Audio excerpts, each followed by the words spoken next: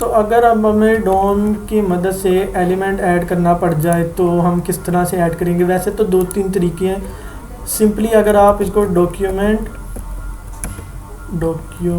Dot right करते हो और इसके अंदर मैं लिख देता हूँ एलिमेंट, एक आप इनर HTML में भी जाके एलिमेंट ऐड कर सकते हो कि क्लिक होगा तो एक एलिमेंट ये बन जाए, ए का बन जाए, बटन का बन जाए। लेकिन यहाँ पे क्रिएट एलिमेंट का फंक्शन यूज़ करके बनवाता हूँ। अभी यहाँ पे मैं अगर ए लिख देता हूँ और उसकी जगह मैं ए के टैग को क्लोज़ कर देता हूँ यहाँ पे, और इसके अंदर मैं लिखता हूँ लिंक, तो यहाँ पे जो है एक क्रिएट हो गया। अगर मैं इसके अंदर href भी आपको लगा के दिखा दूँ, href इज इक्वल्स टू, आपको इसमें सिंगल कोट्स के बीच में लिखना पड़ेगा क्योंकि डबल कोट्स आपने लगा दिए, फेसबुक। तो यहाँ पे एक एलिमेंट्स, तो ये जो एक एलिमेंट है इस तरह क्रिएट हो गया। आप और भी क्रिएट कर सकते हो, आप इसको डॉट इनर HTML लगा के क्लिक के ऊपर भी क्रिएट करवा सकते हो। लेकिन हमें यहाँ पे किस तरह से क्रिएट करना है एलिमेंट वो देखते हैं। तो यहाँ पे सबसे पहले मैं आपको बेसिक्स सिर्फ करवाऊँगा क्योंकि अगर इस तरह से क्रिएट हो ही रहा है तो ये ज़्यादा आसान है, आप क्रिएट कर सकते हो। अब अगर मैं कर लूँ यहाँ पे वेरिएबल कंटेनर, क्योंकि मैं कंटेनर को कॉल करना चाह रहा हूँ, कंटेनर के अंदर ही एलिमेंट्स हम क्रिएट करेंगे। तो document dot gate element by ID, और मैंने यहाँ पे कॉल कर दिया कंटेनर। अब अगर मैंने कंटेनर यहाँ पे कॉल कर दिया तो अब मुझे एलिमेंट्स जो हैं वो किस तरह से क्रिएट करने कंटेनर के अंदर। अब यहाँ पे variable a is equals to, एक एंकर टैग को क्रिएट कर देते हैं, क्रिएट एलिमेंट। अगर मैं यहाँ पे करूँ, यहाँ पे कोई स्पेलिंग गलत लिख रहा हूँ मैं, तो यहाँ पे सबसे पहले तो ये क्रिएट एलिमेंट को ट्रिगर करने के लिए डॉक्यूमेंट, क्योंकि आप एलिमेंट जो है वो डॉक्यूमेंट में क्रिएट कर रहे हो, क्रिएट एलिमेंट, ये रहा क्रिएट एलिमेंट को आपने कर दिया क्रिएट, और आपने कोटेशन मार्क्स में ए क्रिएट करना है। अभी ए के अंदर क्या होता है?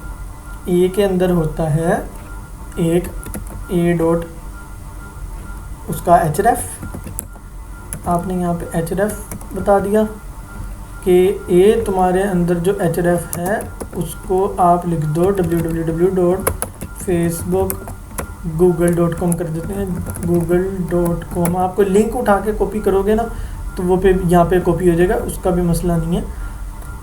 अब यहाँ पे अगर मैं console.log करके देखूँ ए तो क्या शो होता है, console.log ए। अब हमें यहाँ पे इंस्पेक्ट एलिमेंट करना पड़ेगा कंसोल, तो कंसोल में हमें क्या शो हो रहा है? कंसोल में हमें एक बटन शो हो रहा है। इसका मतलब ये है कि बटन बन चुका है। लेकिन अब जो बटन बन चुका है उसको हमें कहाँ पे शो करवाना है? उस बटन को हमें शो करवाना है डॉक्यूमेंट में।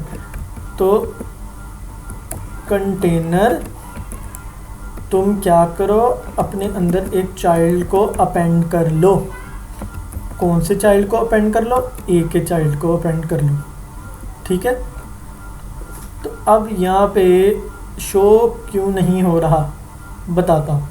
खाली ए अगर आप इसमें लिखोगे CSS के HTML के अंदर, तो उसके बाद अगर इसके अंदर आप कुछ नहीं लिखोगे तो शो नहीं हो रहा, लेकिन अगर कुछ लिख दोगे तो शो होगा।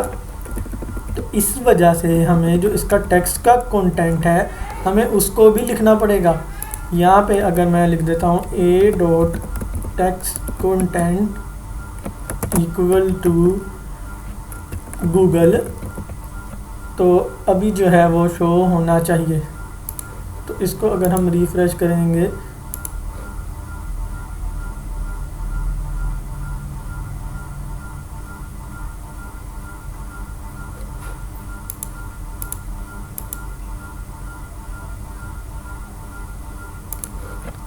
तो यहाँ पे जो है हमारा ये शो करवा रहा है कि can not read the property of नल।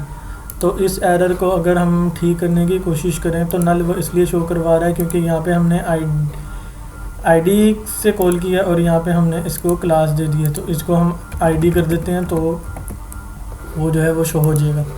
नल इसलिए कर रहा था क्योंकि क्लास है और आईडी पे कैसे वो शो कर सकता है, तो इस वजह से एरर आ रहा था। अब अगर मैं यहाँ पे बटन को क्रिएट कर लूँ, चलो बटन क्रिएट कर देते हैं हम।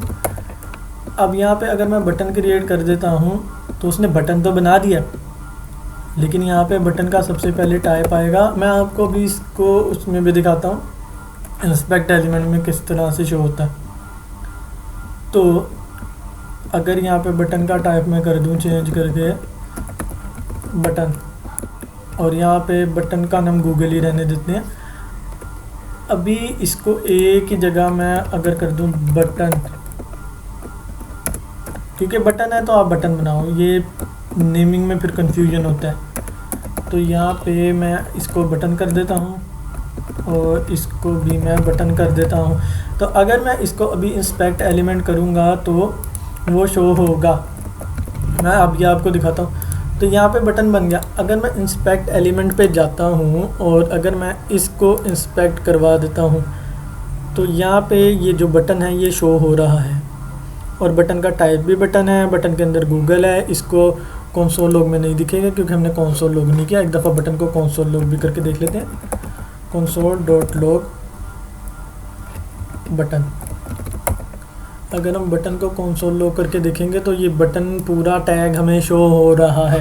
ठीक है, तो इस तरह से आप एलिमेंट्स को बना सकते हो, लेकिन मैं कहूँगा इसकी ज़रूरत नहीं होती क्योंकि अभी मैंने आपको जो document.write से दिखाया है तो उससे आप बना सकते हो। आप उसे एक ऑन क्लिक इनर HTML भी जाके चेंज करके उसमें एक ऐड कर सकते हो। पैराग्राफ के बीच में अगर आपको इनर HTML ऐड करना है तो आप वो जाके कर सकते हो। तो इस तरह से एलिमेंट ऐड होते हैं। एक डिलीट करके भी दिखा देता हूँ मैं आपको जल्दी से। अब यहाँ पे आपको एक एलिमेंट को डिलीट करना है तो पैरा को आपने कॉल करवा लिया। यहाँ पे से पैरा को ID से कॉल करवा के अगर मैं इसको यहाँ पे कमेंट कर दूँ, कंसोल लॉग को कमेंट करना है, तो इसको अगर मैंने रिमूव करवाना है तो मैं क्या करूँगा, आपने सिर्फ लिखना पैरा डॉट यहाँ पे रिमूव।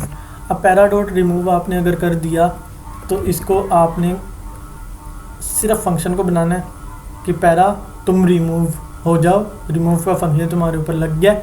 अब यहाँ से आपका पैरा जो है रिमूव हो गया। इसी चीज़ को आप जो है ऑन क्लिक पे बटन के क्लिक के ऊपर आप डिलीट करवा सकते हो कि अगर ये बटन मैं डिलीट क्लिक कर दूं तो ये एलिमेंट जो है पेज के ऊपर वो डिलीट हो जाए। मेरा काम था सिखाना, बाकी इसको किस तरह से यूज़ करना है बता दिया, आप यूज़ कर सकते हो इसको। बाकी इवेंट लिस्नर के साथ ये इसी तरह से यूज़ होंगे। इवेंट लिस्नर के फंक्शन के बीच में सिर्फ आपको ये काम करना, कोई और स्पेशल चीज़ नहीं है। तो फिर अगले वीडियो में मिलते हैं।